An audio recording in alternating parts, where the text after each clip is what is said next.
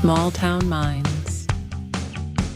Hi, everybody. Welcome to Small Town Minds, a podcast about anything, everything, and absolutely nothing. Here we are, halfway to Halloween, guys.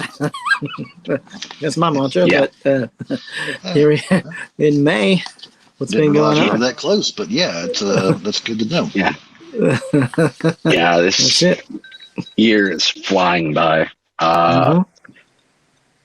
Yeah, no, it's funny. I texted you guys in the group chat earlier this week, and I threw out a random topic which we'll get to later. But I was like, I feel like it's gonna be a light week because we weren't just ping, ping, ping, ping, and then from Thursday on, I feel like we got most of the show. It's kind of crazy. The bulk of it. It kind of happened that way. Yeah. It's starting off kind of, yeah, you're right. It was going to kind of be one of those weeks where we maybe had some room to do some extra stuff that we wouldn't normally do because it wasn't as crazy, maybe, I guess. But then again, there's always something. But yeah, it definitely has bulked up in the last few days. Oh, yeah. Well, I always kind of joke that we probably should just stop talking altogether because it seems like everything we talk about seems to multiply. Yeah. It does. We do foreshadow some shit, don't we? All right, so lighthearted a little bit up first. Foo Fighters' new album. I listened to that new album that they came out with recently. Anybody check any of that stuff out? I checked some of it out. Yeah, I mean, nothing really crazy stood out. Nothing was it's a fine album. It's a decent album to listen to, but nothing really like, oh my God, this is the quintessential Foo Fighters song, maybe, the one about, I can't remember the name of it, but about where I can't believe you're still alive. Basically, everybody, that was kind of funny. I like that one a little bit, but, yeah, I mean, again, if you like Foo Fighters, I feel like it doesn't maybe disappoint to a degree because it is their sort of signature sound in a way. But yeah, it's just not. I mean, definitely didn't pick out any favorites there, but because they've got a whole catalog of good stuff. So it's kind of I guess at some point it's kind of hard to top yourself. Oh, yeah. I feel like the last. And honestly, it might be in their top 3 albums, in my opinion. Wasting Light. And I guess, as we talked about, time is a funny thing. This year's flying by. It didn't dawn on me that Wasting Light came out 15 years ago. What's some of the tracks? That was the one with Walk. Okay. Yeah, that's good. Rope. These Days, Orlandria, Back and Forth, which I think is my favorite off that album. A lot of good stuff. And yeah, that was 15 years ago. Also didn't fully dawn on me and kind of like jarring as kind of preparation. Like, I guess I knew it, but had forgotten. Foo Fighters have been around 30 plus years. Yeah. Yep. And I'm just like, what? Fingernails are pretty. Fingernails are good. Yeah. What's your guys' favorite album? It was actually the first one. Mine was the second one, I think, overall. As a whole album, I think it was the second one.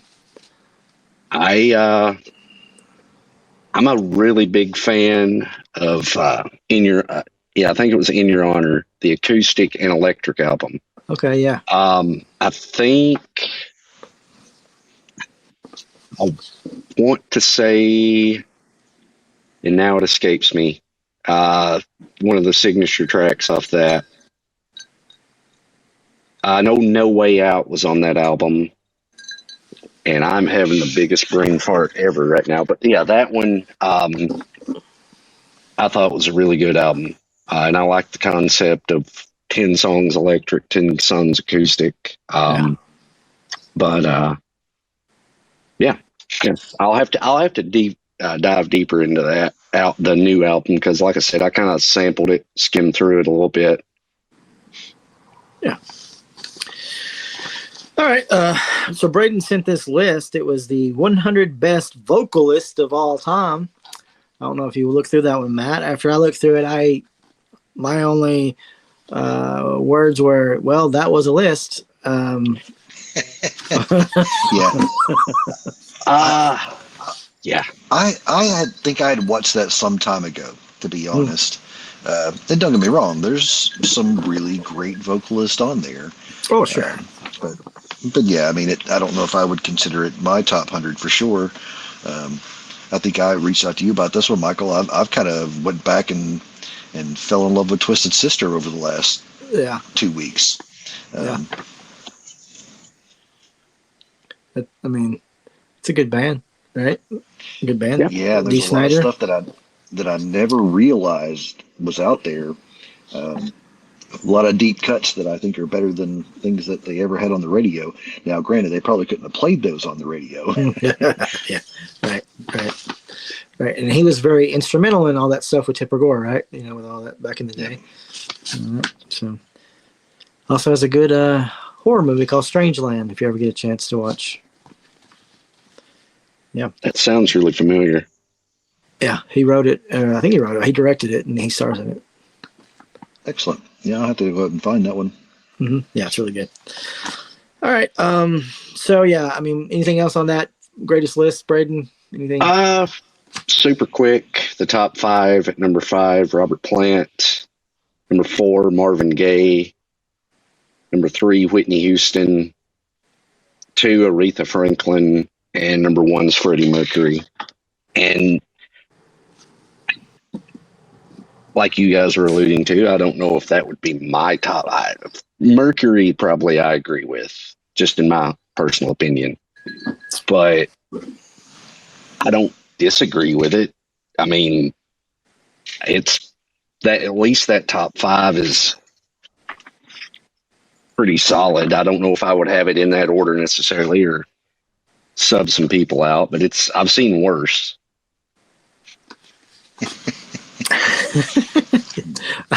Yeah, I mean, they're all good. Yeah. I mean, I've never really sat down and made my list of 100 singers. I mean, Whitney Houston would definitely be on there. Yeah, probably Freddie, but maybe not number 1 for me. I wouldn't think. The other ones maybe on the list, but not that high, probably. Right. Yeah. Right. Yeah, more than likely. All right, moving on. Braden, you said you watched some Stranger Things, Tales from 85? Yeah, I think I'm on episode 4, about halfway through it. And I just slacked off and hadn't got back to it quite yet, but really good, in my opinion. I kind of went into it thinking I'll get through the first episode and I'll be like, whatever. The soundtrack, which was one of my big complaints with season 5, I think there's some Black Sabbath on there. I think, what else? Some Huey Lewis is on there. A lot more of the 80s. Typical what you expect from Stranger Things, because that soundtrack throughout all the seasons was pivotal. So that was a kind of brought a smile to my face, but it got me to thinking. And I also enjoyed the animated style because, as I told you, it was kind of like the end of the Spider-Verse movies. Got me to thinking, like, what if it had started out as like that style of animation or an animated series, but kept the same themes, just in general, rather than live action.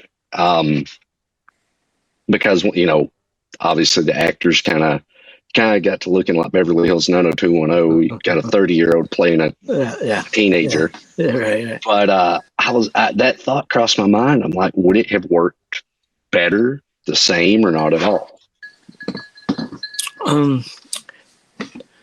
probably would have worked better for that purpose for sure. But as far as like gaining the audience that it did, I wouldn't think so.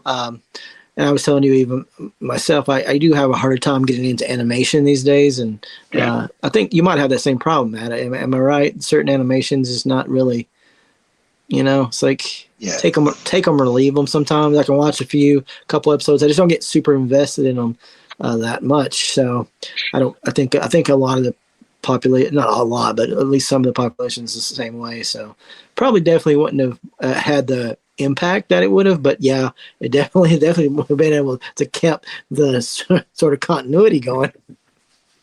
Yeah, I think the last animated series I really enjoyed was Star Trek Lower Decks. I thought that was a really well done animated series. It's on Paramount, isn't it? Yes. I think I've seen it on there. I just I may have to check that out.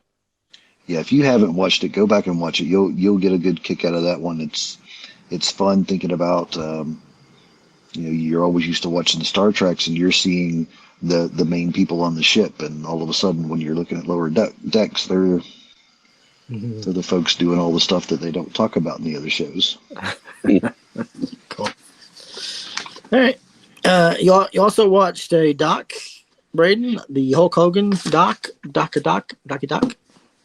Yeah. So I'm going to try to talk about this without completely fucking nerding out. Admittedly, I'm not a Hulk Hogan fan, even before all of the... What are you talking about, brother? Even before all the recent years, all the bad shit. I just never liked the guy. Even as a kid, I'm just like, I was more of a Andre the Giant, Bret Hart type of guy. And it's like, I don't know. I didn't buy into the say your vitamins, train, or say your prayers, eat your vitamins and train and all that, just whatever. Really well done documentary.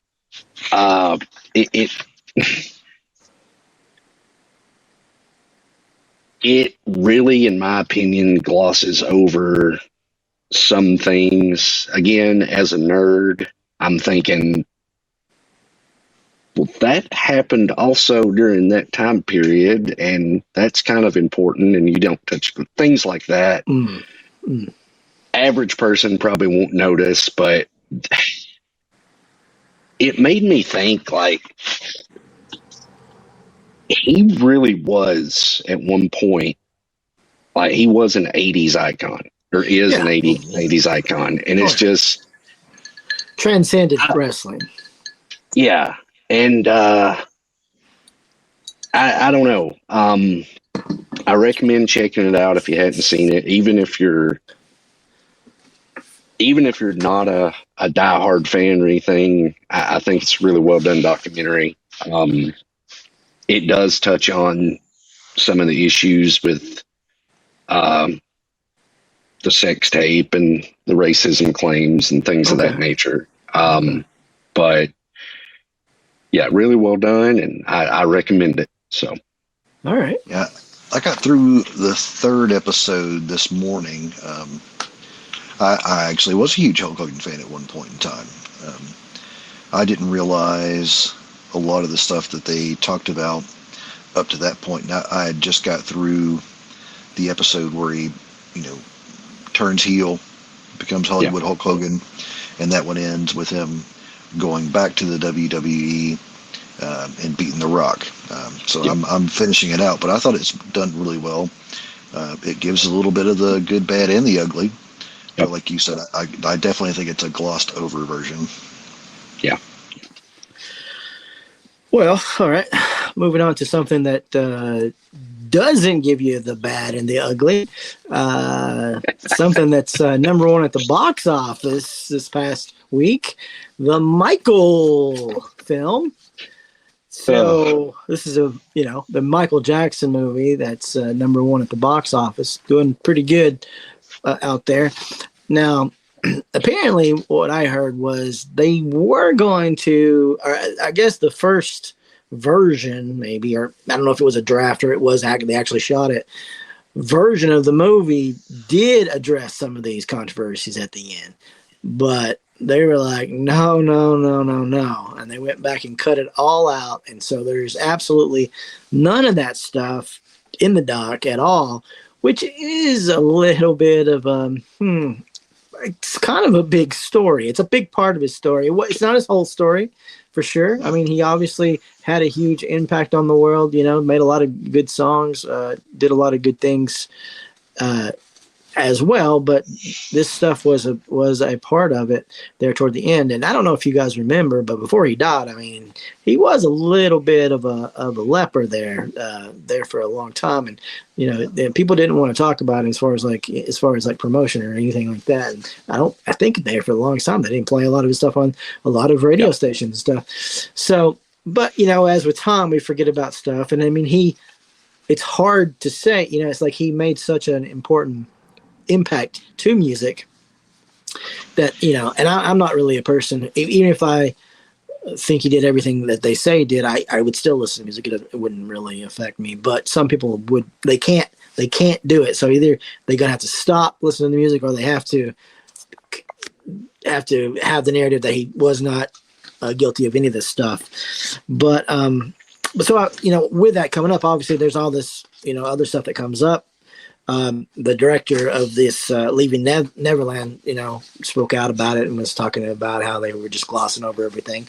And so I looked into that, and and I watched those documentaries when they came out on HBO. And if you recall, Braden, we were talking about this in the old podcast we did, because if you remember, what happened was these documentaries got released on HBO, and as soon as they did, the creator of The Simpsons pulled an episode.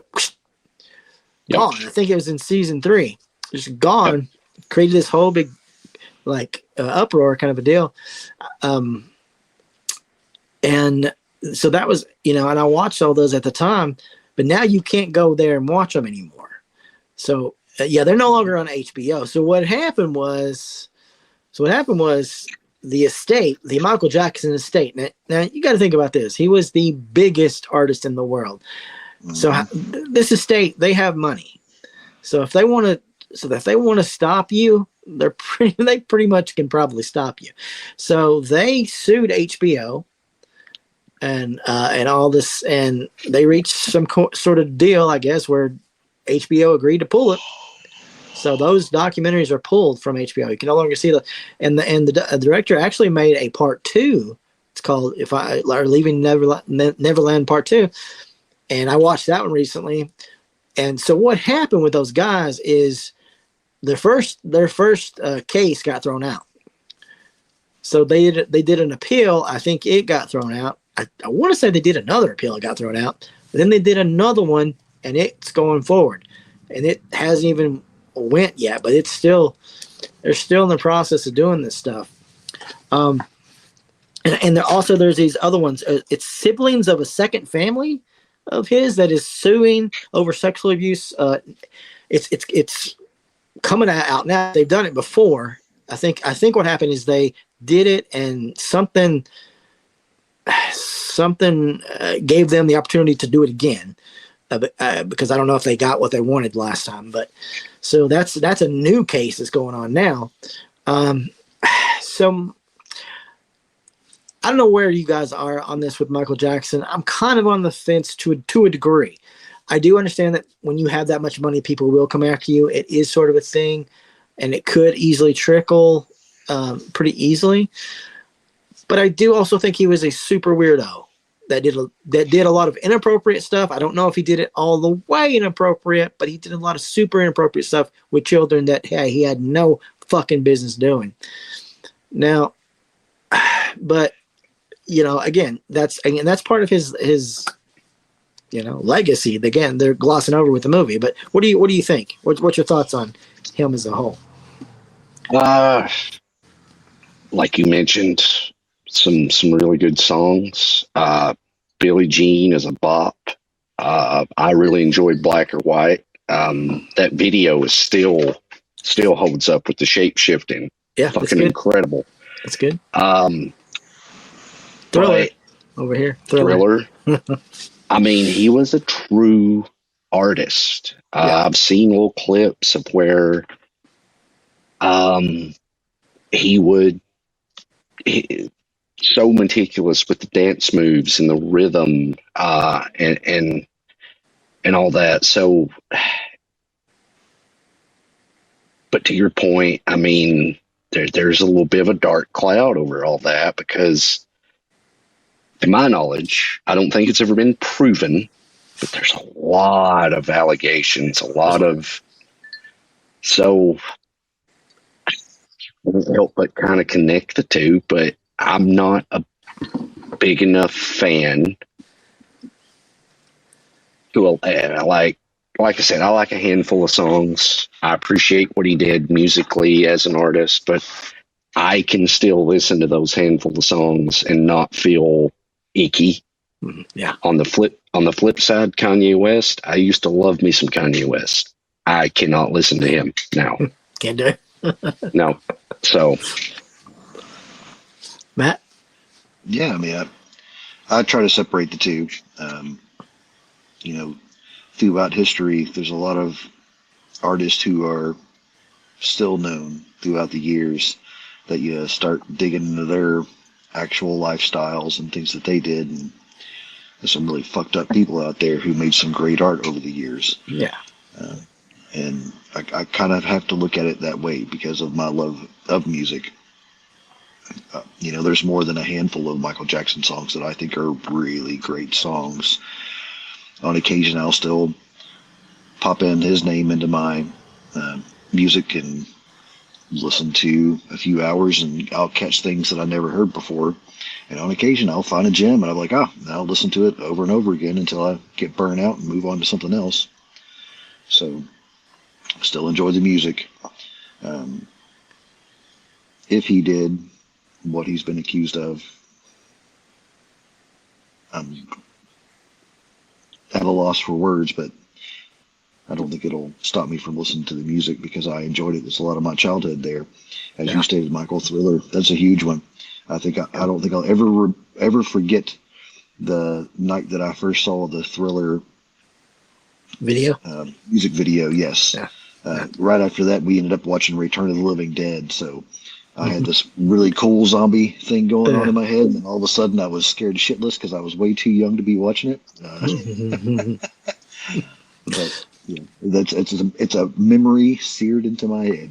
Yeah, yeah. Well, as I said before, when people are that rich and powerful, people do tend to come knocking sometimes. But on the flip side of that, when you are that rich and powerful, you can make stuff go away too. So it really is there. But if you watch that documentary, the first one, Leaving Neverland, you'll see that his inappropriateness with these kids in almost to a sort of stalkery level, because there are phone calls and stuff that have him on there that you can hear him talking about these little kids, or like trying to get them to come visit him, or and they slept in the bed with him and all that stuff. Now, and again, and all that's true. Now, if as far as whether anything happened or not, that's open to speculation, but the rest of it is true. So that stuff, again, I feel like it was way inappropriate, So, I mean, I don't know. Yeah, I mean, I'll watch this new movie mostly just because they do recreate the Thriller scene, Matt, in the movie. They do. Okay. So I'll watch it and stuff, but yeah, I'll take it for what it's worth. I mean, you can't, and I think that's what happened is after a generation goes by, we can go, we can do this, and we'll kind of forget about some of this other stuff. It's a little bit of, let's just magic smokescreen some stuff, All right, speaking of controversy, David Allen Coe dies at 86. Madam, why don't you take this one? Oh, man. David Allen Coe. I don't think I actually heard of David Allen Coe really until I was probably about 18. And I dug pretty deep into his music library at that point in time. Definitely a very controversial artist. Man, there were some songs that if they were put out now, I don't think that they would go over at all. But I've known people throughout the years who were just die-hard David Allen Coe fans. That it really surprises me that so many people were that huge into him. Do hate that he passed, once again, another artist in his own right. He had a lot of stuff that wasn't so controversial that were really great songs. Sure. It's kind of wild to hear the other side of what he did, and then to know the stories behind, him. The way I understood it, he would go play his mainstream shows and then have another side show where he would go out and play this unbelievably racist and sexist songs that he had written. Yeah. I mean, I think for him, he just was alive long enough to see the culture completely change, and I think, you hear, I would say a lot of people younger that would listen to it now would be completely put off by what he's done. A lot of like you said, a lot of the controversial stuff, not the other stuff, but it is sort of weird though, that those got greenlit for albums. Yeah. I mean, God. it's Yeah. Well, we need one more track. I've got this one. All right, fuck it. Put it on there.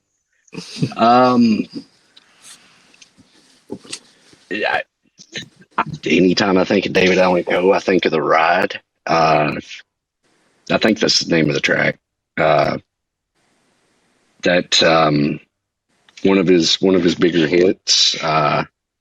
But yeah, I kind of like Michael Jackson though. He put out a lot of good music, but you can't help but think about the other side of it. So, well, at least when you think of his name, you have a song that's one people would know. I don't think everybody knows the "Cum Stains on the Pillow" song, but for some reason that's the one that plays in my head because.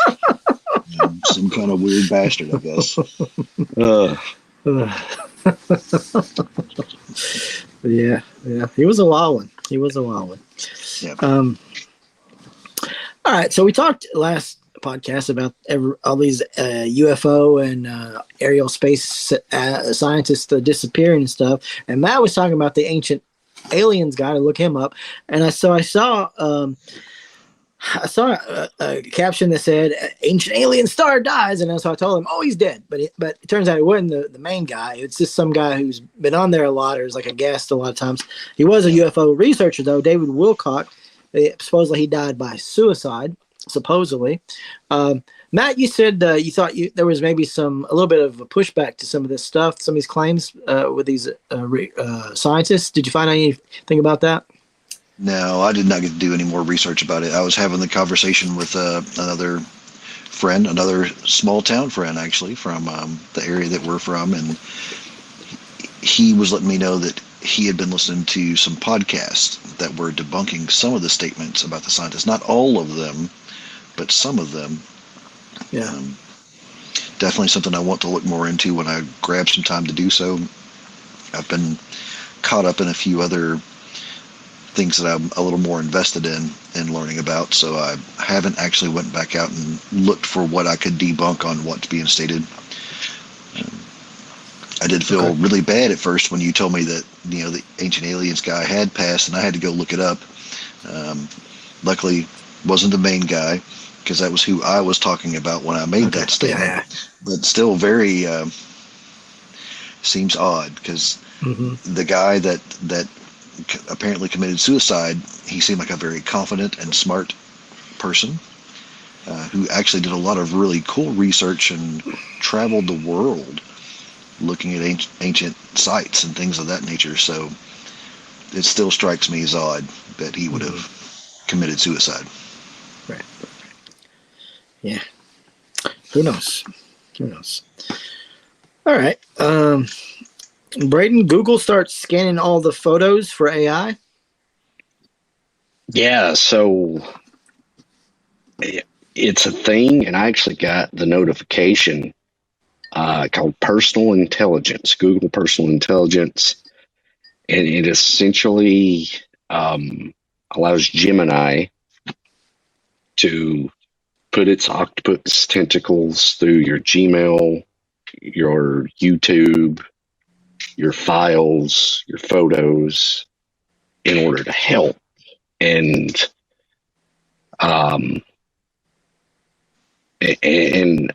the article I believe I sent you was, it's also to train it, train the AI on the photos as well. And yeah, that's kind of disturbing, to some degree. But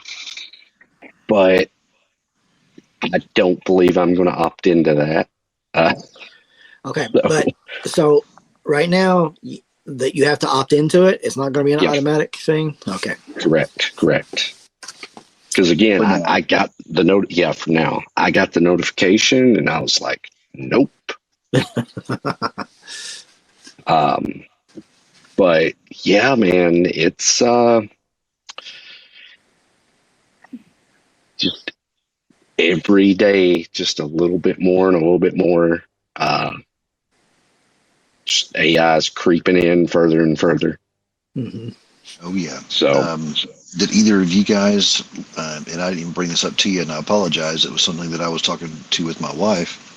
Either of you guys see the story about by 2027, all new vehicles will be equipped with an AI? We talked about that. Oh yeah, you're right. How it's going to scan you. It's going to scan you. It's also going to basically listen for heartbeats, or like they're trying to.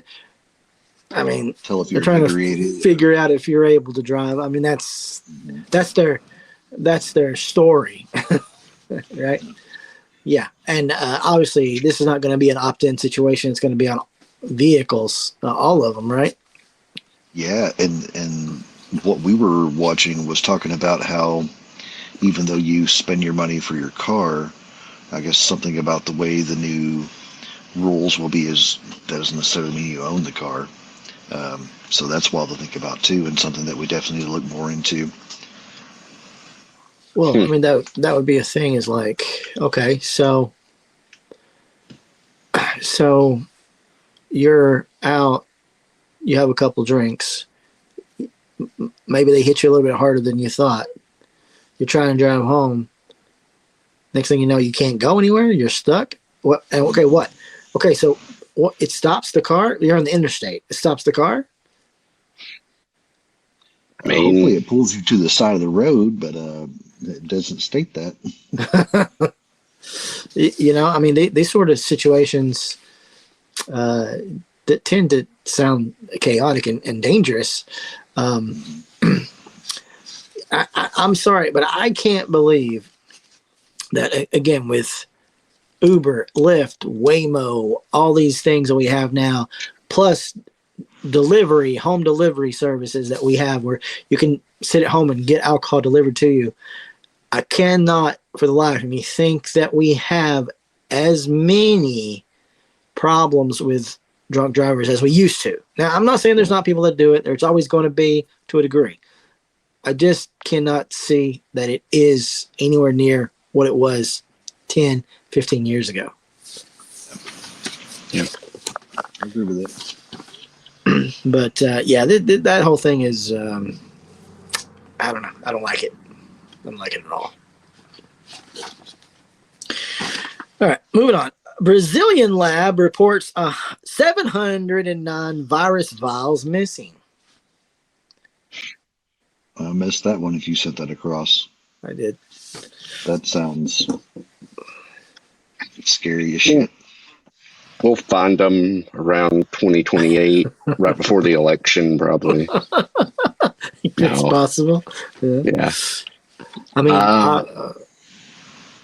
did it say what the virus was? I may have missed that. It did not say in the article. It said it was unknown at this time. Oh, that's a comfort. Yeah.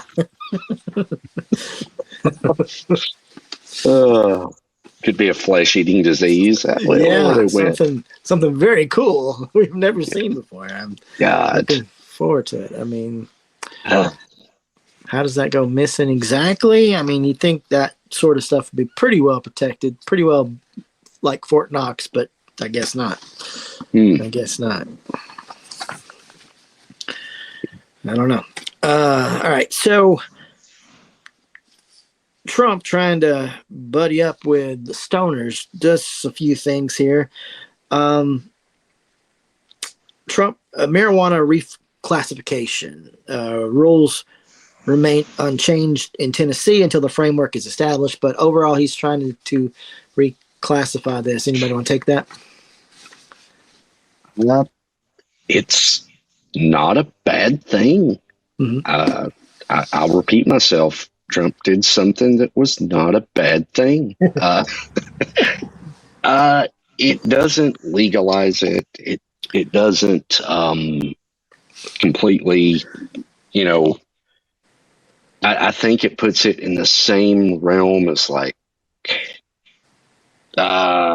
some mild painkillers. But what it does do is allow more research, medical research and things of that nature. I'm still kind of concerned with what we talked about on here before, like with the farmers bill and the CBD, THC products. That's still coming up in November. I have not read if this affects that or not. It could, but I think overall, it's not a bad thing. It's a tiny step in the right direction in my mind. Yeah. Well, and what's this about Tennessee? Tennessee says it's going to be unchanged until it's completely established. Does that mean that this doesn't really affect it until they're like saying for sure what they're doing? Yes. So basically, lawmakers have passed an amended bill that says the marijuana regulations in Tennessee will remain in place even if its classification is changed on the federal level. Yeah. Until a state framework is established. And this last minute change to the bill allows lawmakers to establish said framework and allowing its while the federal regulations loosen. So yeah, and I think reading this, the amendment was added to the bill, focused on urging the Tennessee Advisory Commission to study if the state is prepared to support a medical marijuana program. So maybe that's the framework they're talking about is some type of medical marijuana program. Yes, like again, tiny steps in the right direction. So we'll see. Yeah. Okay.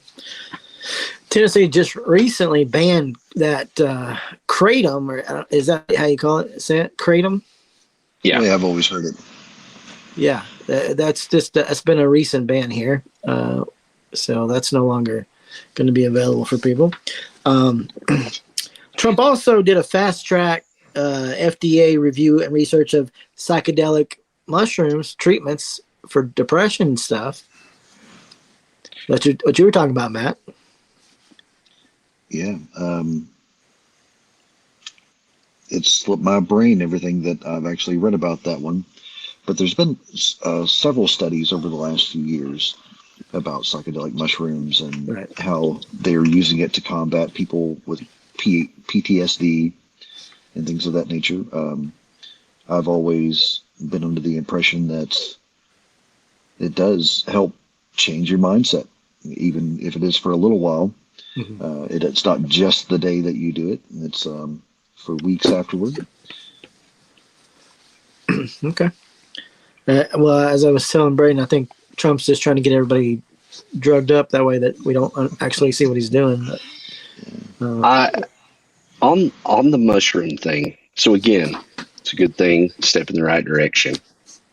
But it's how this supposedly went down because Joe Rogan, of all people, was in the Oval Office. And Trump said during the signing that Joe Rogan texted him and said, hey, gave some numbers of veterans with PTSD that had been saved, a few other loose facts. And Trump was like, okay, let's get this going. So, again, it's not a bad thing, but it's just like a fucking podcaster has the president's number and can just get shit through. I mean, that's wild. Over a researcher, yeah. It's the fear factor, man. It's All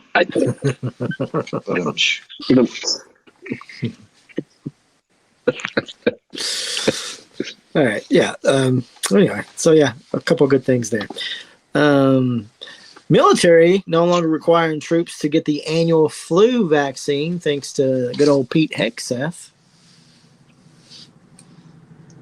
Yeah, that one seems crazy. It seems like that would be a bad idea.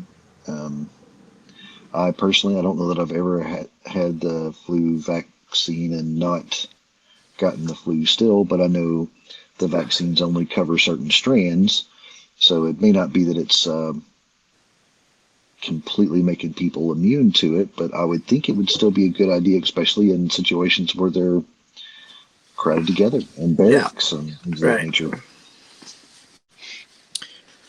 Yeah, I mean, you'd think. I don't know. I guess we'll see, won't we? We'll see what happens within a year, probably. Braden, Trump fires the entire science board. Yeah.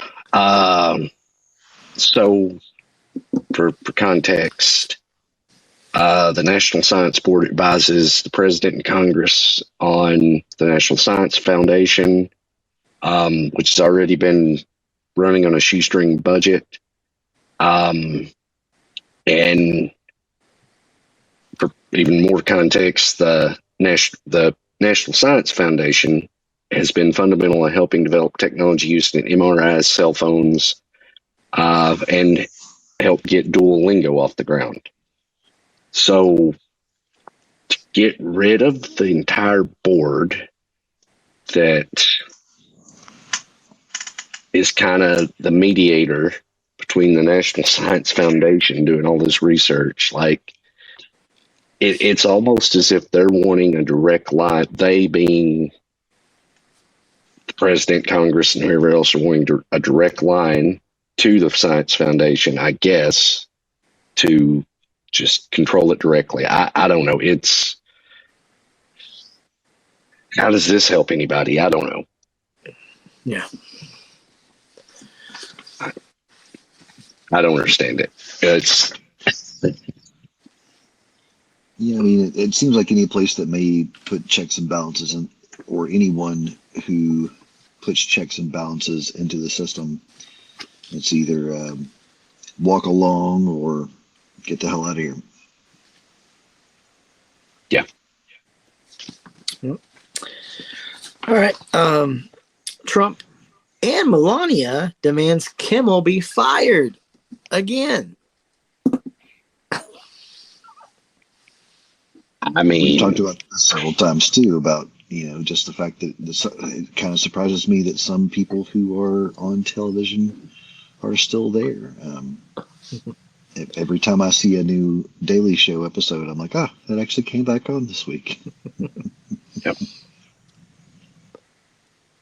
I mean, I think one of the comments he made, it was a parody of the Correspondents' Dinner. Yeah. And said Melania looked like a glowing, expectant widow or something to that effect. Yeah. Even I was just like, whew, that had some bite. Not saying I agree with taking him off the air or anything like that, but yeah, that particular comment, that was pretty ballsy. But again, like we talked about on here before, there's freedom of speech. So It's I don't know. Yeah, just crazy. They're advocating for somebody to be taken off the air. That's. Well, and did I hear right that there was some controversy about Colin Joust also and his portrayal of Pete Hegseth and some of the statements that have been made on the Weekend Update? Really? Yeah. Yep. No calls for complete dismissal that I'm aware of, but there was definitely some heat. I don't know that that slowed them down any, but there was definitely heat. Well, unfortunately, that's their motto. I mean, they don't like opposition. They don't like anybody challenging them, and especially making fun of them on a global level. So that's it's a little North Korea, but you know. Well, and this has went on for as long as I've been alive. You know, I remember David Letterman and Jay Leno making comments that were pretty rough also. Maybe not the expectant widow comments, but man, Saturday Night Live is always giving the political candidates.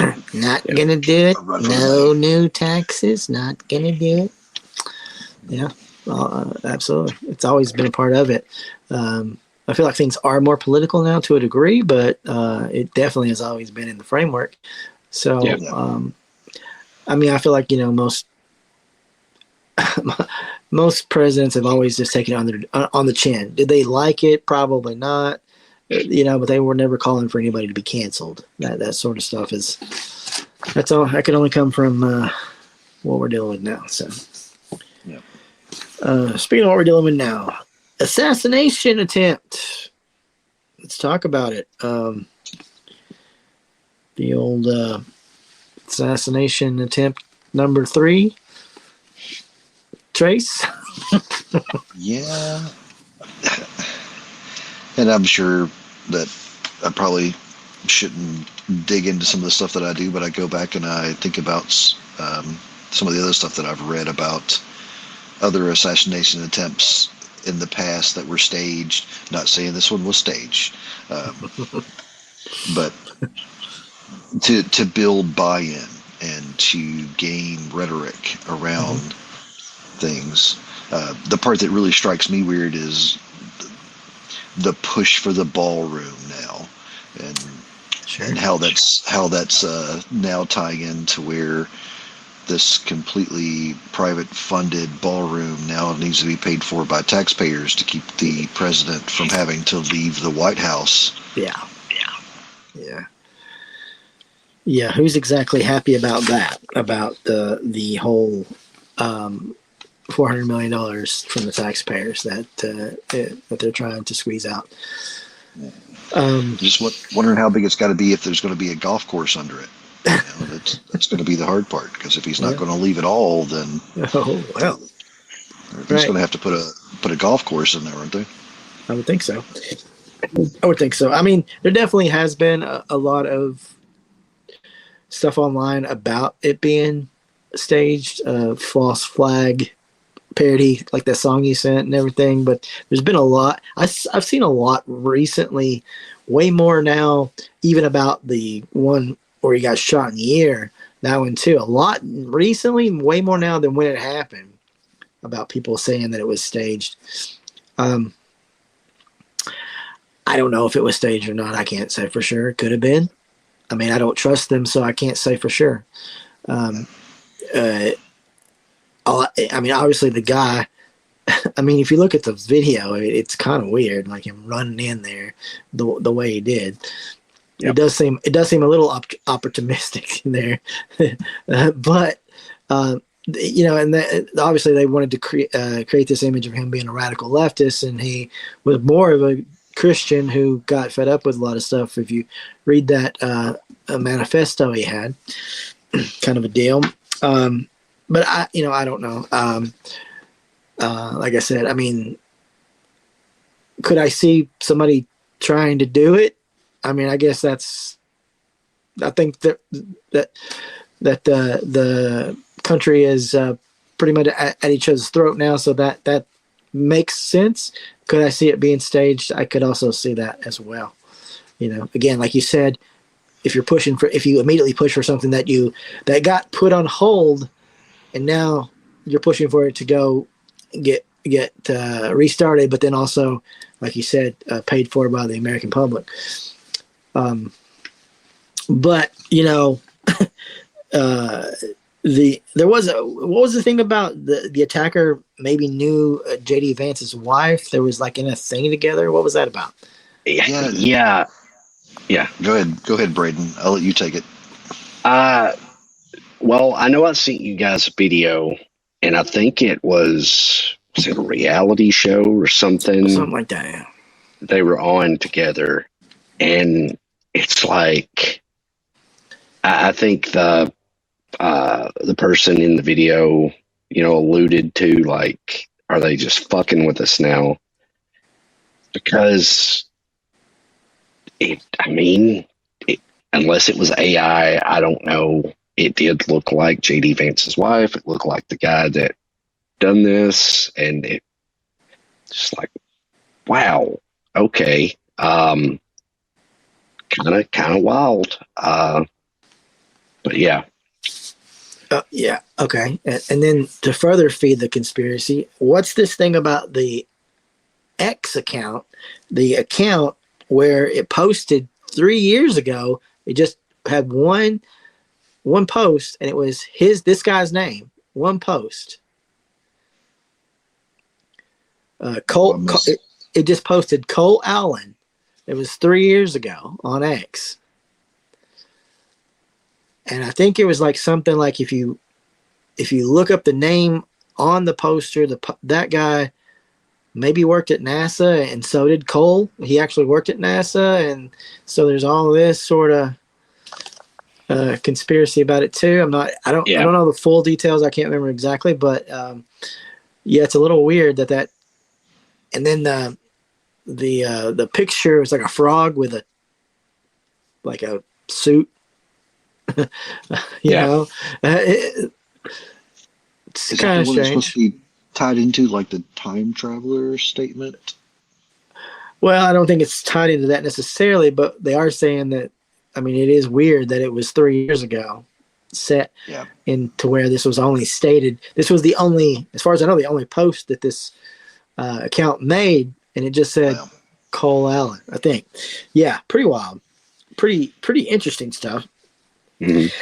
So anyway, after all this stuff, 60 Minutes comes on and does an interview with Trump. And Trump has this kind of meltdown, doesn't he? Yeah. Look, I'm not going to say she didn't bait him, but still, he really took it, didn't he? He was like, I'm not a rapist. I'm not a pedophile.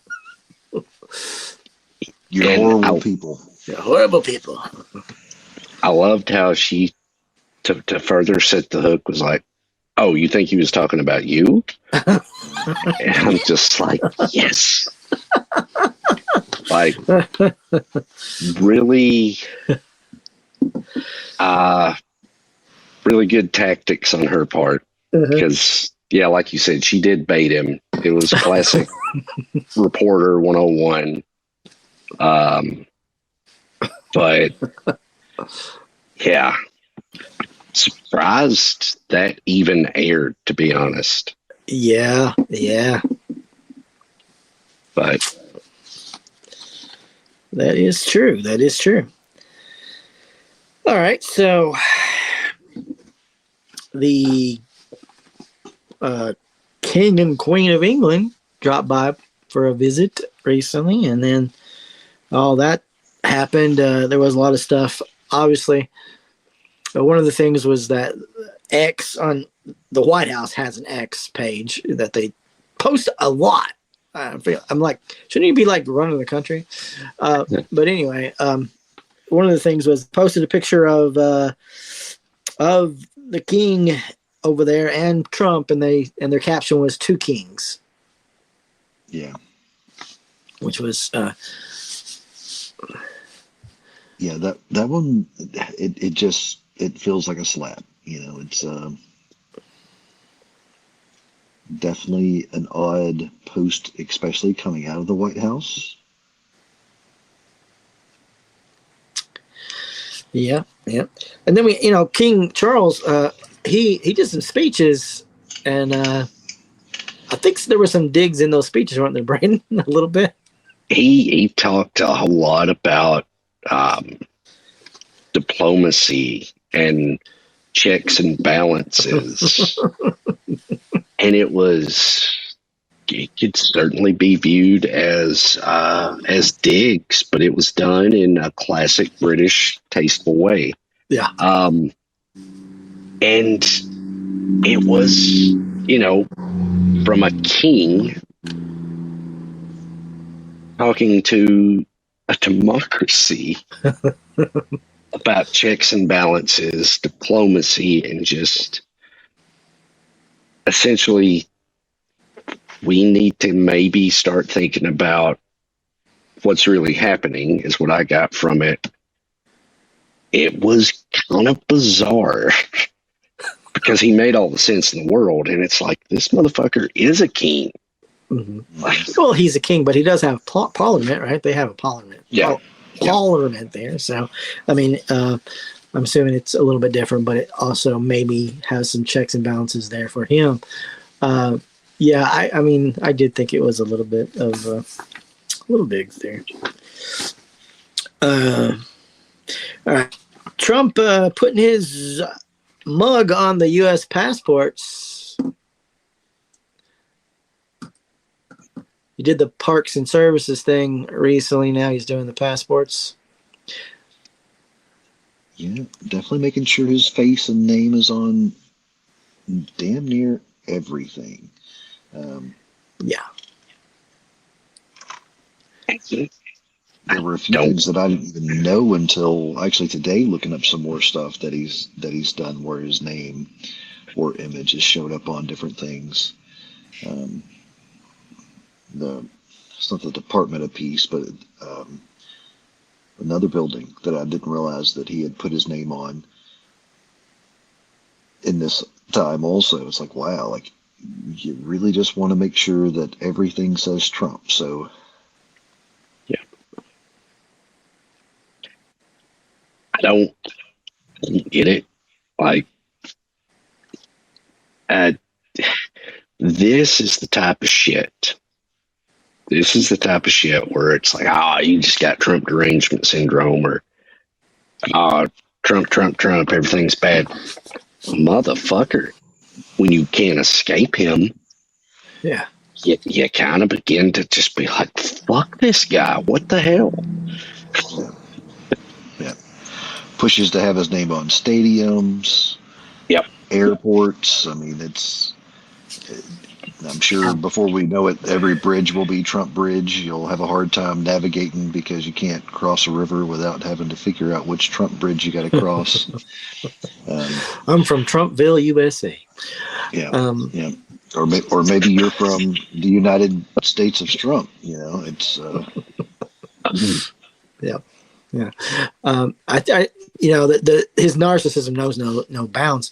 But here's what I think. I think that he's trying to win the batting average. I think he's like, you know what? I'm going to put my name on as much shit as I can because I know once I'm out of here, once they finally somehow get me out of here, that shit's going away. But it's going to be so much harder to go away if I put it on everything. So it's going to be years and years and years before that trickles away. But I'm going to keep doing it and keep doing it and doing it until it's going to last for a long time after I'm gone. That's what I think. All right. Federal agents returned to Minneapolis to target the daycare centers for fraud again.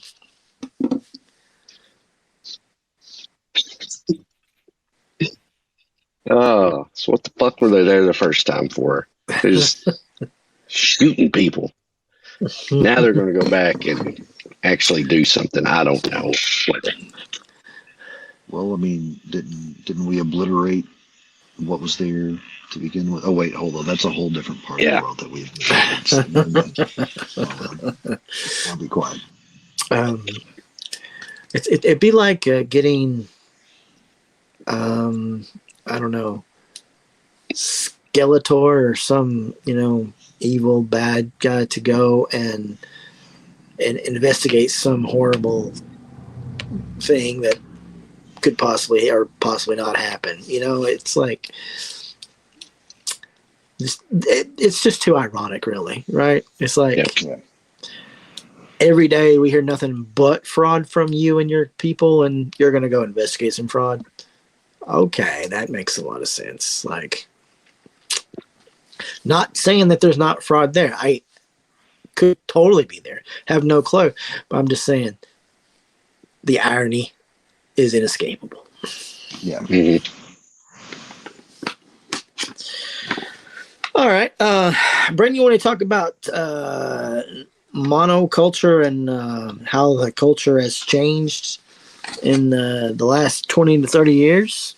Yeah. So I was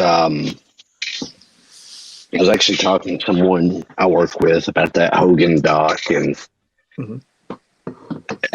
also, that doc kind of got me to thinking. I'm like, I think wrestling as a whole now is probably as mainstream as it's ever been, but I don't know how many people could name current wrestlers, but they could name Hogan, Stone Cold Steve Austin, The Rock, Macho Man Randy Savage, so on and so forth. And it's like, because 25, 30, 40 years ago, I feel like we weren't as fragmented. There weren't these things called algorithms. Right. We were watching, Matt, you brought up watching the Thriller video. There were certain cultural things that we all experienced together. And I don't think that's the case now. I think some major things, sure, but I think there's so many outlets, so many ways to connect to an audience now. It has really splintered the culture where these 5 million people could know something. 5 million people, a ton of people could know one thing, and us three may have never even fucking heard of it. So yeah, that's kind of what kind of the jumping off point. I don't think we live in a monoculture anymore, certainly. So No, I agree totally. Even apart from the fact that I don't listen to new music that much, I mean, I wouldn't even know half of these names even if I was listening to certain genres of music. I still watch movies and stuff, but there's so many celebrities and people that I don't know at all. And then if you take like people like influencers who I don't even watch, there's so like I'll see like a story or something like, oh, so and so did this, and I'm like, who is that person? I don't know who this person is. Like because there is so many different silos that people are going, that kind of go into, and these little cliques that people go into. No, there is no like world event. And you said there's certain things, but I think even certain things, like you're still seeing it from a fragmented side. Like if it's a world event, like news wise, you might be watching it from the left or the right or the center. You don't really know, but then somebody else is looking at it from a totally different angle. Yeah. So you're getting all these different ways of experiencing things.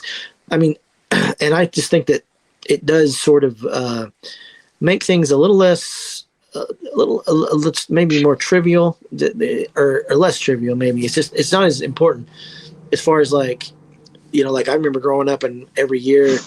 The Wizard of Oz came on every year, and it was like an event sort of a thing, and so it was just something that you do. Now, there's nothing like that.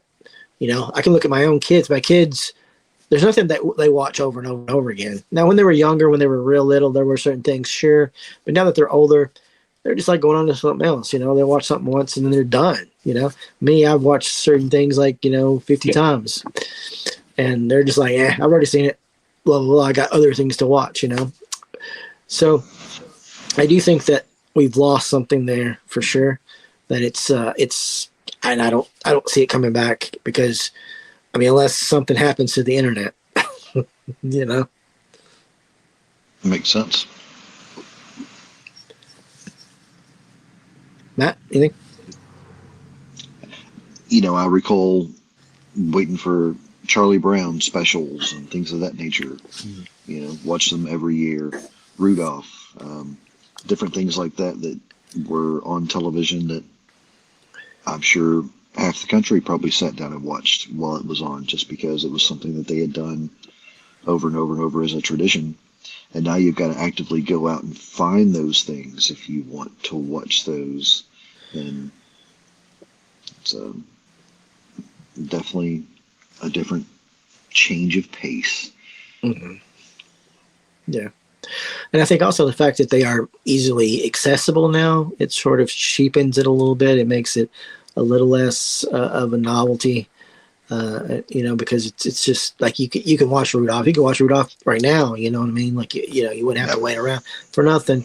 So it's sort of, and the fact that we have the accessibility for all these things has sort of lowered their value to us as well. But then, you know, again, you know, there's so many different platforms. Even if you're watching a movie, like you might be watching Netflix and you might be watching Prime and I might be watching Hulu, or, you know what I mean? Like, we're totally watching different things.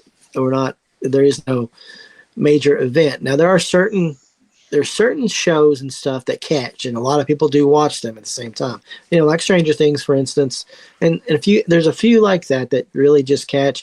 Obviously, when pandemic was happening, everybody was watching a lot of the same stuff. But, you know, I think that as a whole, when we're just busy and doing stuff, we get very fragmented and going and doing, you know, our own thing. So.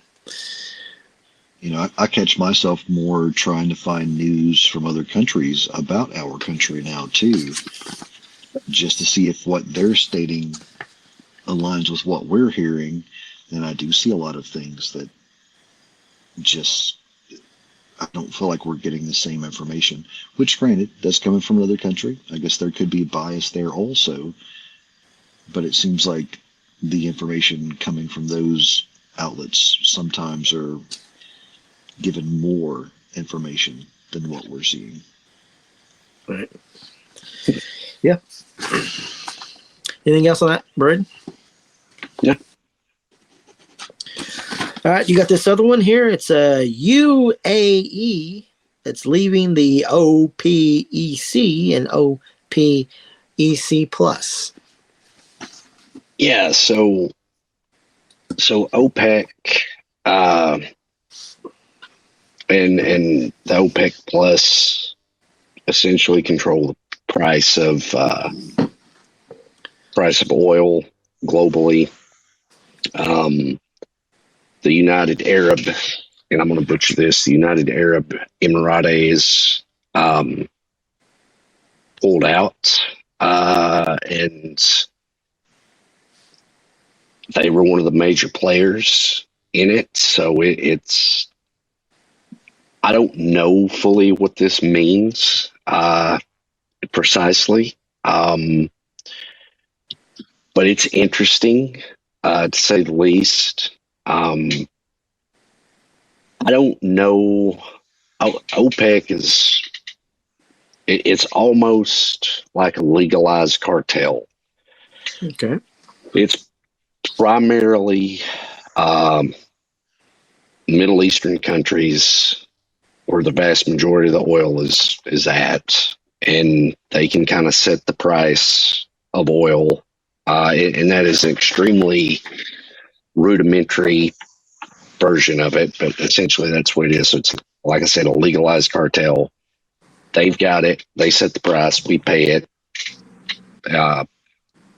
So them pulling out is kind of curious. I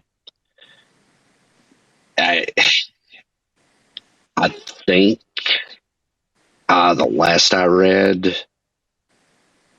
I know the oil was over $100 a barrel. I don't know where it landed as of this recording, but I think yesterday it was over $100 a barrel.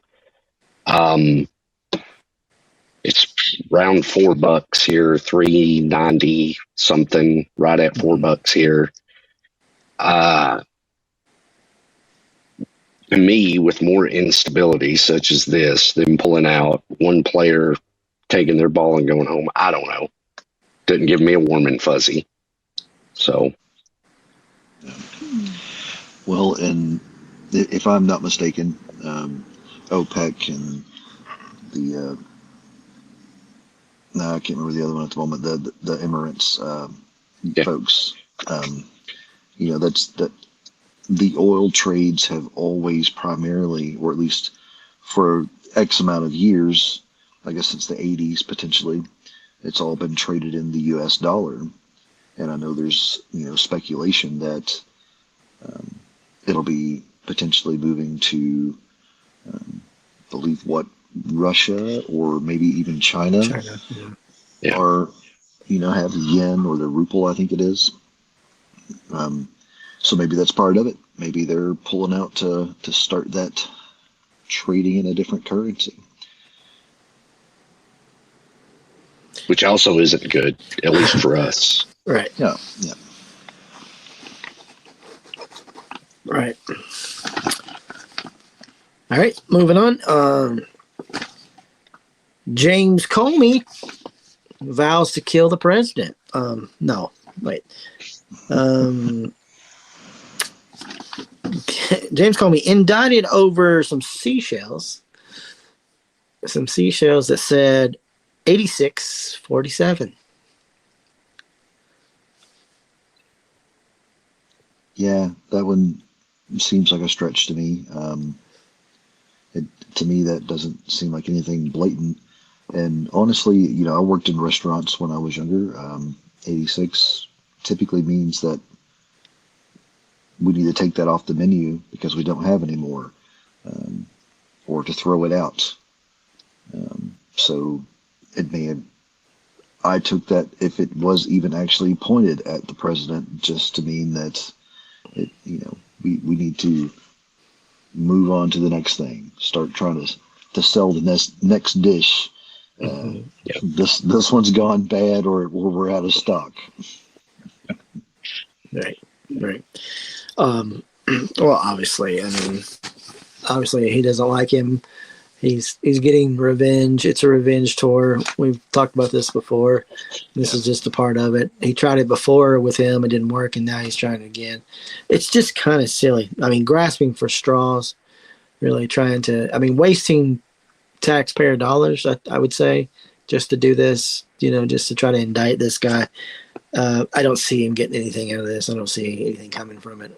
I could be wrong, but it doesn't seem to hold much weight.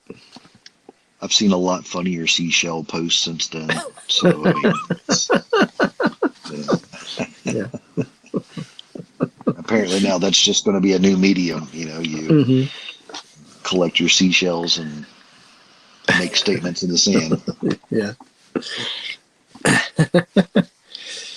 All right.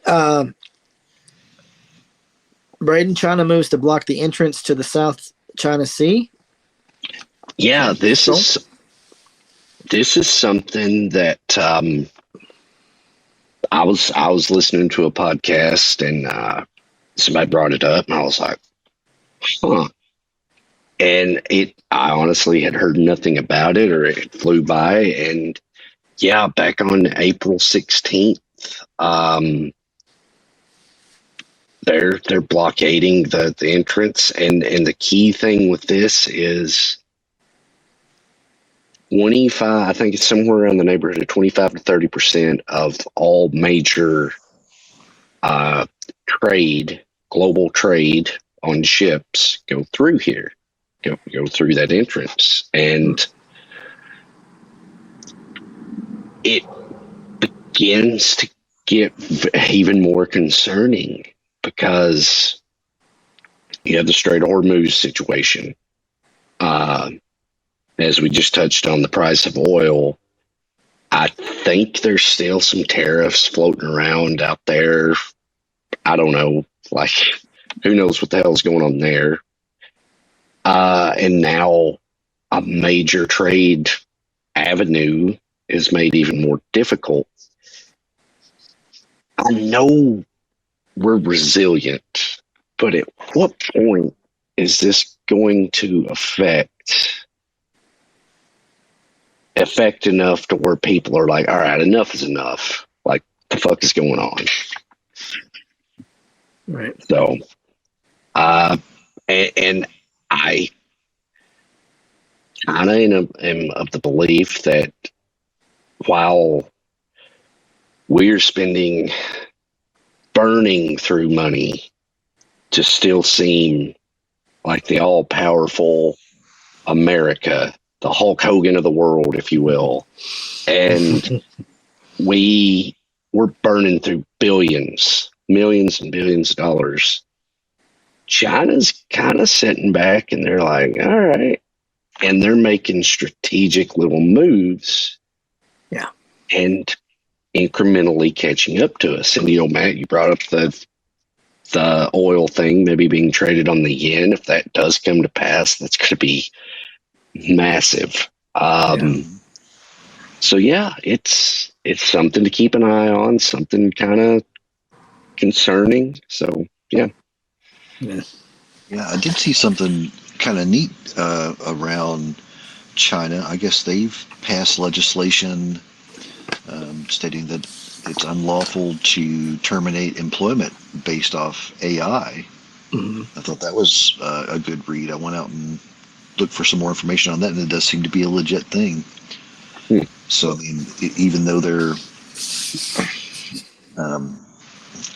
blocking this, it seems like they are trying to also take standpoints that will protect their population and their jobs also. Right. I mean, it sounds like a good thing on paper, but obviously they have a different system than we do. And for them to say, okay, well, you can implement AI and everything, and that's totally fine, but you can't use it to get rid of people. I mean, it sounds like a good idea, like I said, but I just don't see that happening in the U.S. I mean, we get rid of people for no reason at all anymore. Like we have that, no fault. You just get rid of people. So America is all about making the money. So that's their reasoning. I mean, I think for China, they look at it like these companies are owed the debt to pay these people. So I don't even know how it works. Like, can you not fire people at a company in China? Like, I'm sure you can. For like maybe crazy, like very reasonable, so like things that they would just have to. But it seems like they're way more making sure that people are being accountable there, at least job wise anyway. Than we would ever be. I mean, let's face it, we would never do this. We would never be like, okay, I know we got the capability to take your job, but we won't do it. you know.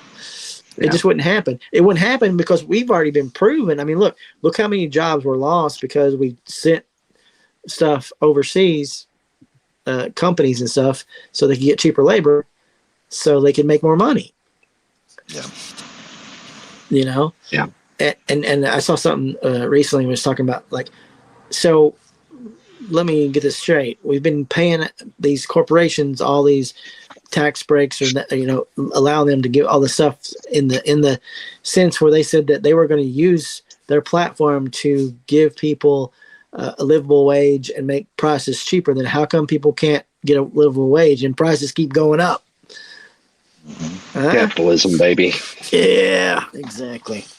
Yep. So, and if the company is big enough, they have to get maybe not approval, but at least has to notify the government that they're going to potentially make big changes in their workforce.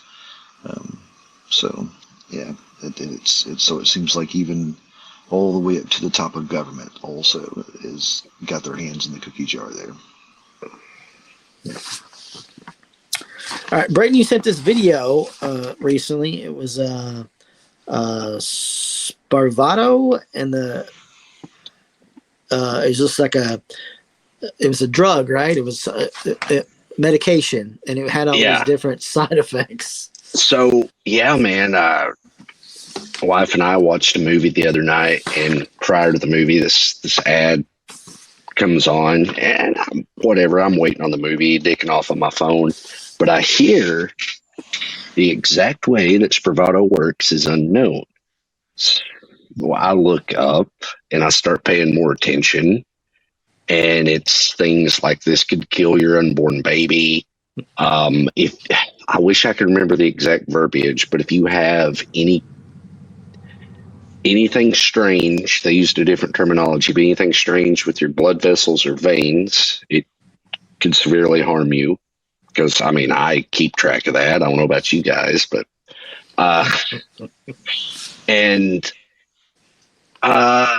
basically when you take it, they have to monitor you for 2 hours, I guess, to make sure you don't flip the fuck out. But the stranger thing is,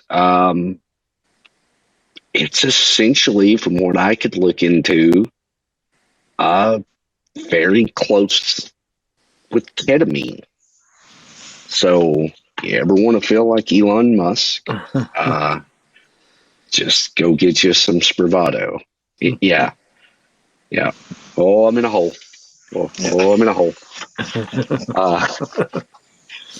But, yeah, I was just like, what the hell? It was one of the wildest. I mean, all these medication ads for years have been out there, but to blatantly say, hey, we don't know how it works, we're just going to prescribe it.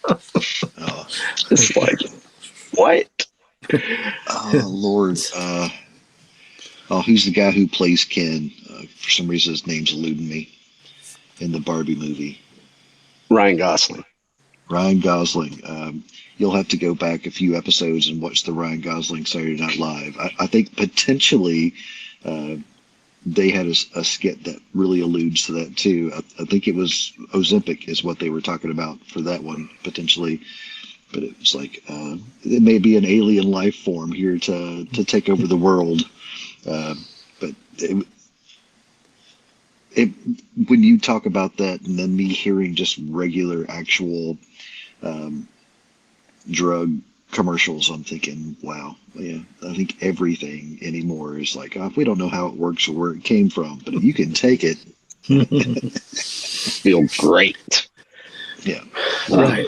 The amount of side effects that you can get from most of these things are staggering, and like there's so many of them that are way worse than the condition that you have at the moment. You know what I mean? It's like, you could potentially go from bad to worse, but it's up to you. Yeah, it'll stop your tooth pain, but you may drastically shit your pants at any moment. You will be bleeding from both eyes. Teeth won't hurt. All right. Study says fruits and vegetables linked to lung cancer in young non-smokers. I think we may have touched on this at one point in time too, that damn near everything gives you cancer now, right? Well, that's the thing. Is like you want to be healthy. Some people go, okay, I'm going to be healthy. I'm not going to eat this processed crap. I'm going to do this. I'm going to straight up do all this. This regiment of fruits and vegetables and water and do all this stuff, and then turns out, boom. I mean, all these chemicals and stuff that they put on that stuff gives you cancer. Can potentially. Now, obviously, this is not this is a study, so it is, but it is a study of young non-smokers. So obviously, it wasn't smoking that gave them lung cancer. I mean, so, and that was just a link that they found that the people that got the highest amount of lung cancer, they ate mostly healthy. Yeah, and sniff glue. But I mean, and sniff glue. Beside the point. Sorry. And Brady, you were going to say something before I cut you off. I apologize. You're good. So it was linked to the pesticides, right? Yeah. Yeah, which kind of tracks, but it's still just like Matt said. I mean, shit, everything gives you cancer. Like, even if you're trying to do the right thing, they're putting pesticides on it. So what are you to do? What are you to do? I mean, really, what is the product that you can go to that's not going to put you at risk? You know? Yeah. I mean, we do these things. You know, that we eliminate certain things. Like, you know, obviously back in the day, you could smoke anywhere. Back when I was growing up, now I obviously can't do that anymore. But then you look at all this other stuff that is totally still acceptable, and nothing's being done about any of this stuff. And it's going to be a very slow roll for that. I mean, it's just, I don't know, man. It's not it's not positive. Yeah.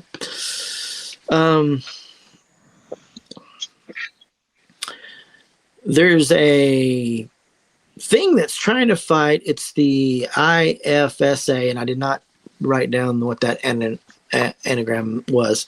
Trying to stop the FBI from quietly spying on Americans, because we all know that they do it. So there is a little bit of pushback to that now. That this has been introduced into Congress, I think. I don't know if it'll get anywhere. Probably not, but it's this little pushback that they shouldn't be able to spy on everybody. It's because, you know, I mean, back in the day, the whole thing about a warrant thing was kind of nice to think about. I don't know if it was ever implemented really and completely, but you know, the fact that they can do it with ease now is just a little too scary, I think. Here's one.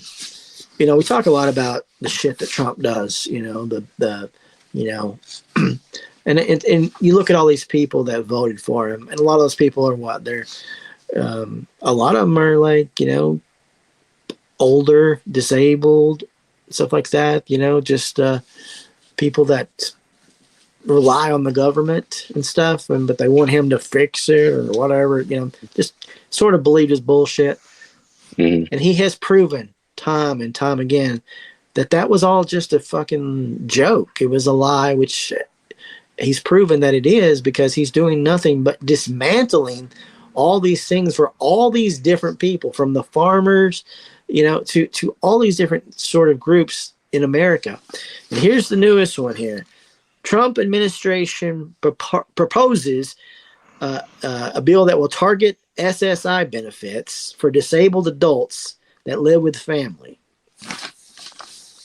So here's the thing. You know, they don't want you to put your family in a nursing home anymore, or unless you got bucos of money, like, you know what I mean?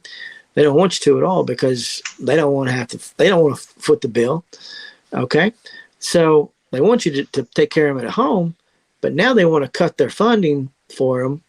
So what they're saying here is, if you got a disabled adult that's on disability and they're making, like, let's say $990 a month, like, woo, party time, huh?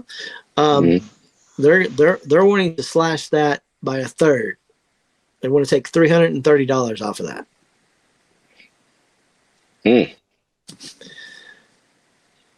That'll be detrimental to a lot of families. Mm-hmm. Yeah. I mean, again, these are people that are at best barely getting by. Like, actually the only reason that they are getting by is because they live with their families. Because let's look at it like this: even if they're disabled, maybe they're disabled to work, but they could actually live on their own, right? Well, they couldn't afford to. They couldn't afford to anyway. Realistically, can you afford to live off of $990 now? 20 years ago, okay. 20 years ago, all right. Well, you're getting by, all right. You're getting by but now I don't think that's even viable here. Mm-hmm. So to say, oh, let's cut some of this shit, you know? Yeah. And I get it. Like, some people's thought process is like, well, they don't need handouts or something like that. I'm sure that thought goes through people's heads. but it's like, I thought the government was supposed to help serve the people. I mean, I don't know. I just don't understand it. What's that money going to go to? They cut that. What's it going to? More it's going to the ballroom. The ballroom. Either that or the arch. You know, you got to have money for the arch also. Yeah. It's true. That is true. Yep. So, I mean, you know, just this fact, I mean, I cannot fathom how somebody who's like living off of this or anything that he's cut and trying to cut can go, okay, yeah, let's keep on voting for him. Let's keep his people in power because they're doing such a great job. I mean, all of this stuff, and again, and the fact that he literally in your face with the gold and the ballroom and the arch and all that shit, it's just so disrespectful. Like it's beyond me, man. I just don't get it. I've come to the conclusion, and this show may or may not have helped. We live in a glamorous dystopia.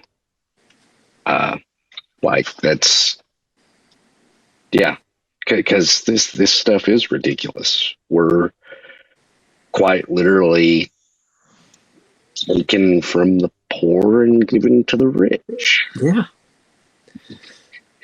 And I mean,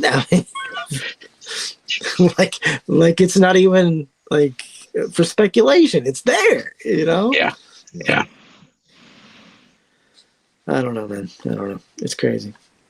All right. Let's go to Tennessee for a little bit. Tennessee ranks worst state for spending on public school students. Number one. Hell yeah. Number one, baby. Keep coming in there week after week. Yeah. Not surprising. I know when I went to school and you guys went to school, you didn't have a laundry list of shit that you had to buy prior to the year. Yeah.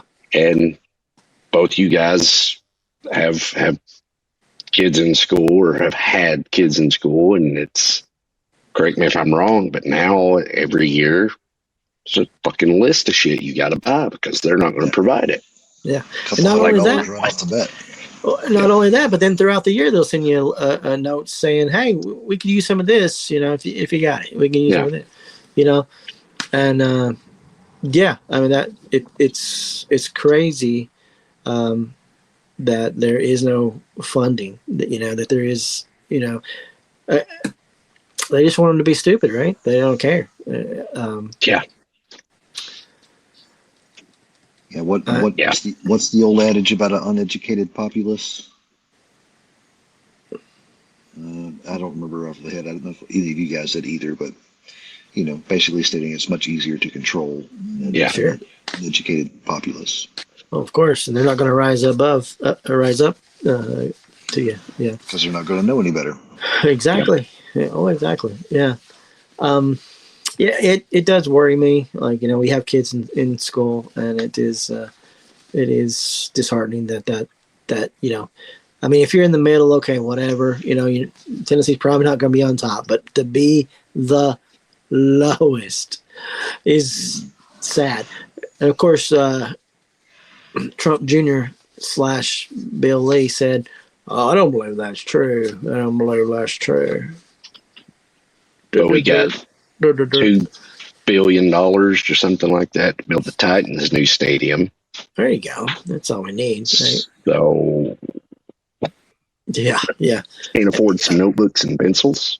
What were you talking about? Robbing from the poor? Yeah. Okay, yeah. Tennessee man faces legal battle after removing a wildlife hidden camera on his land. Yeah, I thought that was a really weird one to read over. I didn't catch. Does he have it posted as private property? Maybe that's the legal loophole that they're working from here. I mean, I don't know if it said that or not, but I mean, it's his land. You know, Yeah. I mean, you'd think it by definition is private property, right? Mm-hmm. I mean, you'd think. This is what I'm talking about. We are, there's pushing and pushing and pushing with this government overreach of everything. It's like, you got to put this on a dude's land? And without even asking him? Yeah. Yeah. And now he gets in trouble for removing it? Yeah. Yeah. And Right along. I think he didn't even know it was the government. I think he was just like, what the hell is this? Yeah. Yeah. Yeah. Yeah, I could see that, and I'm sure it wasn't actually engraved in their property of federal government or Tennessee or anything of that nature. So, I mean, yeah, I would have done the same thing if I saw something like that, Right. Yeah. Yeah. Yeah, absolutely. So I don't know. That's just, hopefully he won't get in trouble for it, because that's, again, a wild one. All right. So we're going to talk about the big thing in Louisiana in a minute, or I guess you can just talk about that now and we'll go back to Tennessee, because Tennessee is trying to do the same thing that happened in Louisiana, which is the Voting Rights Act. Braden, you want to talk about that? So what I've been able to find, you cannot, the Voting Rights Act stated you could not redistrict a state or a map without taking into account like the race of people who live there. And basically the Supreme Court found that the map they wanted was going to be unconstitutional gerrymander, because it took race into account to draw the lines. In an opinion written by Justice Alito, the court's conservative majority said the provision of the Voting Rights Act in question, called Section 2, was designed to protect voters from intentional discrimination. So it all circles to all these states that are. California did it, Texas did it, Virginia most recently did it. Everybody's gerrymandering the hell out of stuff right now, and trying to. It's a tit for tat. And apparently Tennessee's next. Tennessee is next. The Bill O'Lee and Blackburn both called to redraw the map to make it work, obviously, in favor of Republicans. Yeah. Yeah. So the thing about with Louisiana, so what they did is when they made it the way it was before, was it was drawn in sections, because there was a population, like certain black population, that was centered in especially these two areas, and that gave them representatives from that state in Congress, right, Braden? Mm-hmm. So what they did now is they took that away, and that means that whole population isn't really going to have a representative, right?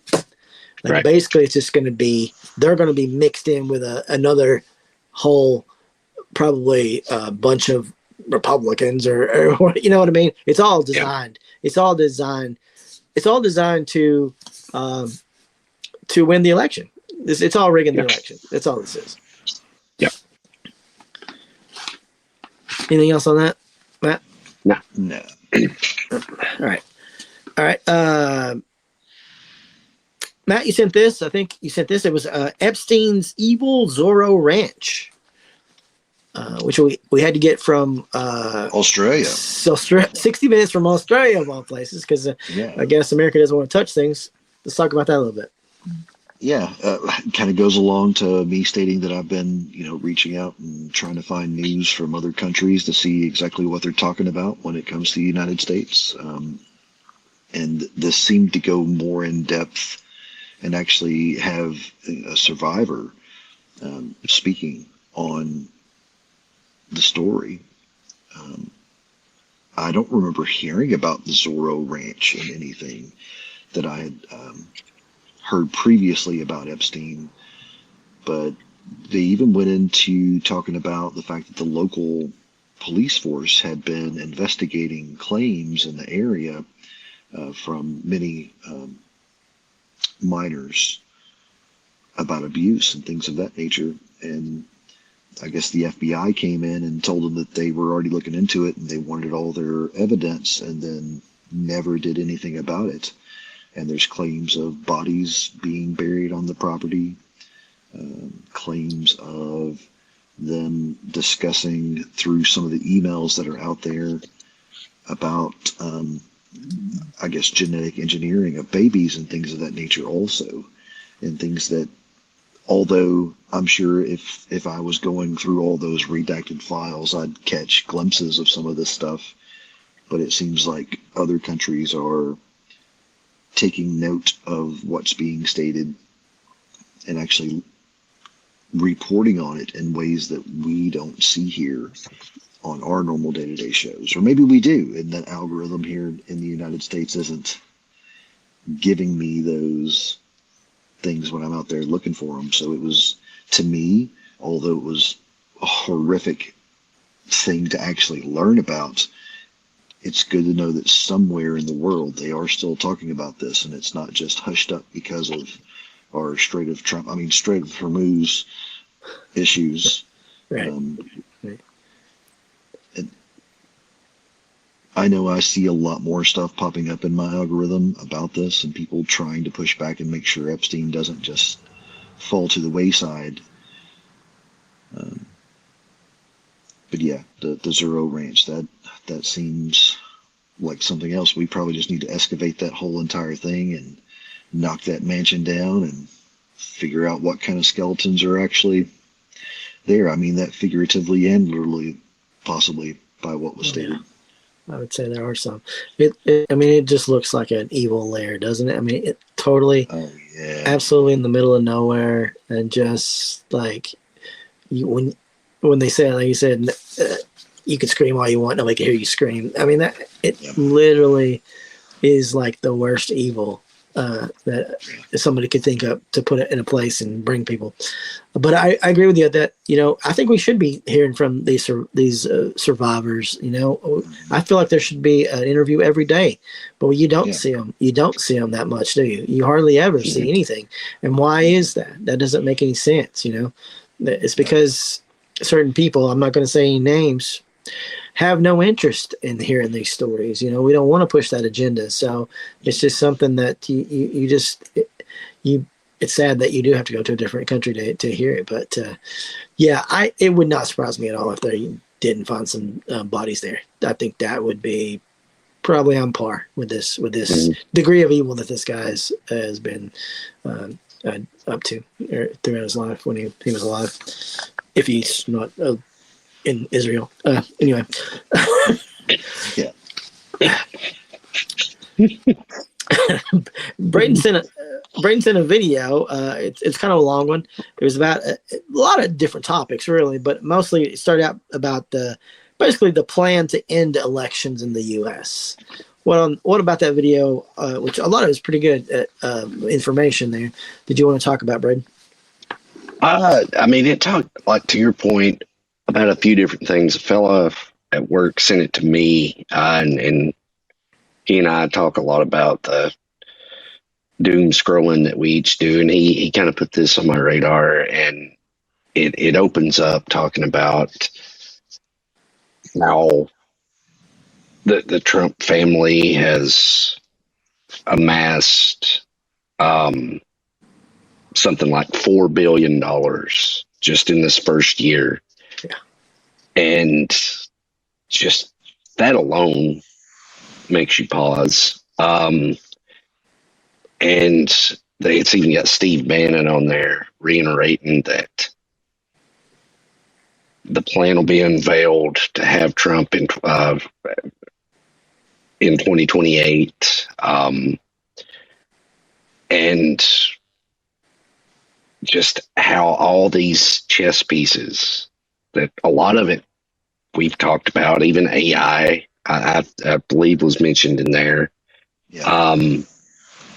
A lot of these chess pieces are being moved strategically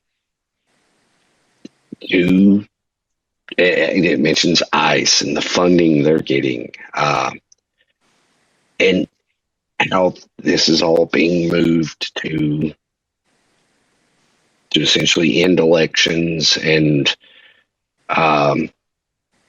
just have them remain in power permanently. So, yeah, it was quite an interesting video. Kind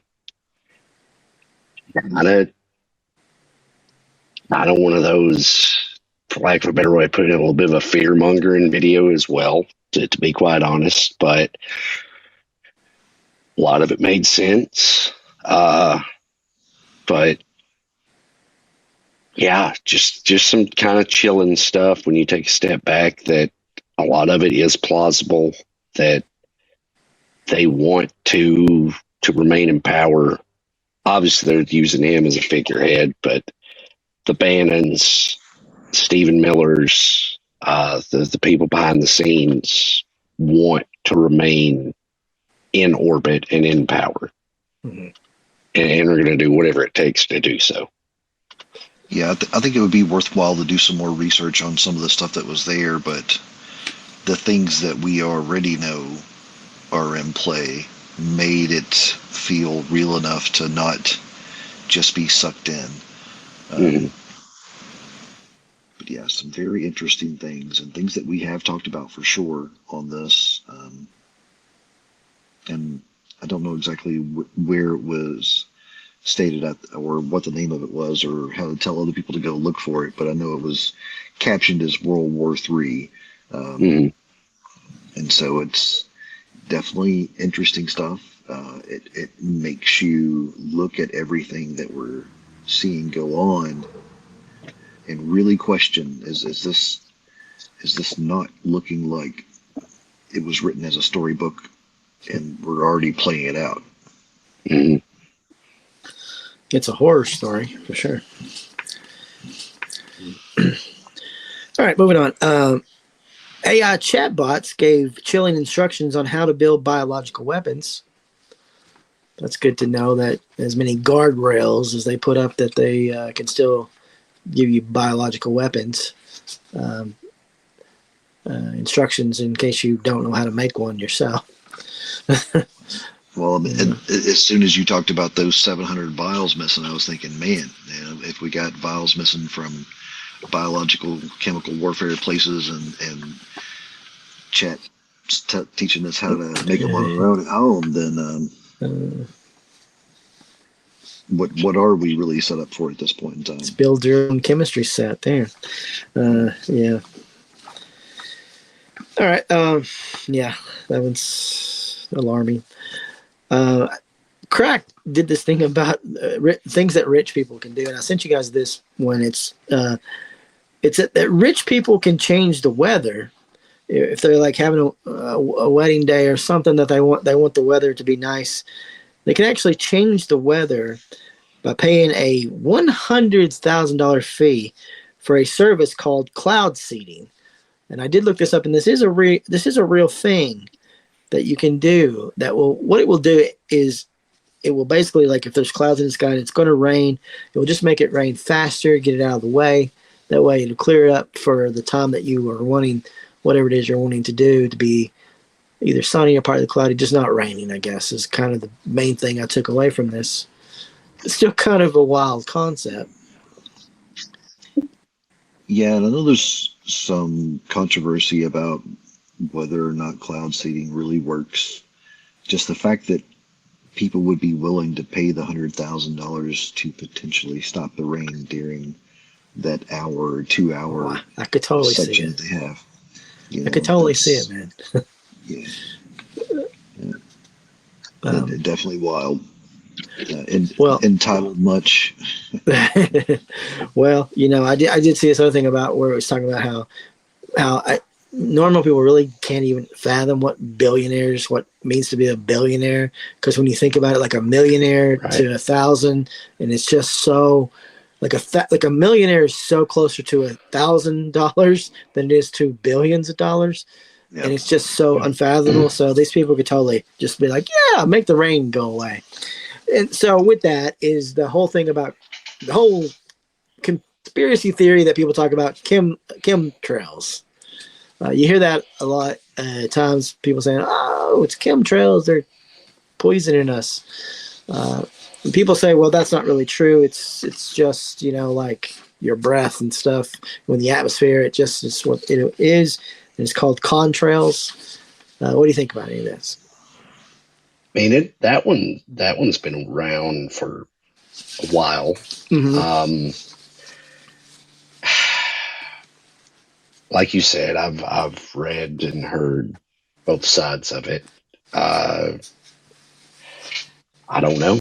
I mean, it's certainly plausible that we would put things into the atmosphere that could control the weather, so to speak, or poisonous.